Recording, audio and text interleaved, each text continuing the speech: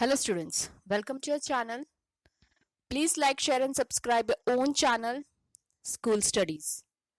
School Studies is pleased to announce the launch of our educational website, Patel Section. After years of hard work and dedication, we are delighted to officially announce the launch. Our goal with this website is to provide our students with an easier way to learn their lesson and prepare for exams. Today we will see a video related to GSEB solution for class 9 Social Science chapter 9 Fundamental Rights, Fundamental Duties and Directive Principles of State Policy question 3. So we will solve question 3. Question 1 and 2 we have already discussed in my previous videos.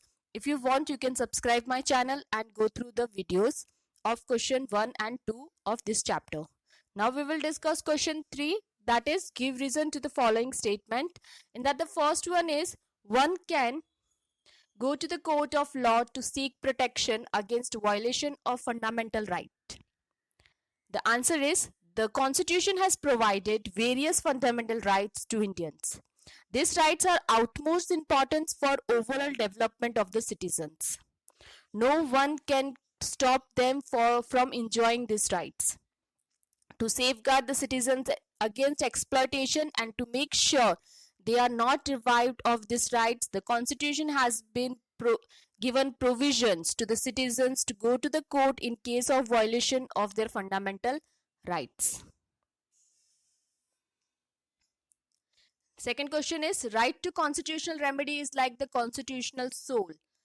The answer is, right to constitutional remedy is not just a special right, also a very special feature of the Constitution. This right empowers a citizen to go to the court in case he is deprived of any of his fundamental rights. The court ensures full protection to the citizen by listening to their complaints and taking proper action. Since a citizen can fight for any right that he is deprived of through the right to constitutional remedies, hence this right is known as soul of the Constitution. Next, freedom cannot be unlimited or absolute. Our Constitution has given 6 different freedoms to all Indians. Everyone is free to enjoy this freedom. On the other hand, the fact is that we live in a society and so we need to maintain its social structure. Hence, although these 6 freedoms are given to the citizens, but they enjoy them with certain restrictions or say reasonable control or limitation. One cannot be given unlimited or absolute freedom under the various rights. Putting control will ensure safety, security and well-being of the nation as well as various classes and religious groups present in the nation. By providing unlimited or absolute freedom, this will occur threat to the maintenance of public order, national unity, integrity, contempt of court, defamation, public decency and morality, violence, etc. in the nation. Hence, freedom cannot be unlimited or absolute. Next, directive principles of political policies are the precondition for the utilization of fundamental rights. So, establishment of proper political policies help a nation to administer its affairs efficiently. Efficient political policies demands developing efficient social as well as economic policies. To develop social and economic policy for the prosperity of the nation, the citizen must be given certain important fundamental rights. By providing these rights to the citizens of the country can expect a high moral, better productivity and royalty from them. It will help to convert the vision of the prosperous nation given through political policies. Hence, directive principles of political policies are the precondition for the utilization of fundamental rights. Next, a formation of society without exploitation is the important aim of the Constitution. So, India has been in the clutches of various social evils like untouchability, forced labor, low wages, exploitation of the poor, downtrodden, dowry, etc. To observe equal states and freedom for all in the country, several rights are provided to them by the Constitution. Every human being is born free and has right to live his life freely without getting exploited from other society or the state. Hence, the Constitution, through its various rights and freedoms, tries to make attempts that a country can have a society free from exploitation. Next, directive principles and fundamental rights are not against each other, instead, they compete each other. So, the directive principle provides guidance to the state to march towards establishing equal, just, and social order without any exploitation. The directive principles provides a vision of future society. They show us our direction and also our destination. They guide the state to uplift the society and protect it. The fundamental rights limit the state leadership while directive principle extends state leadership.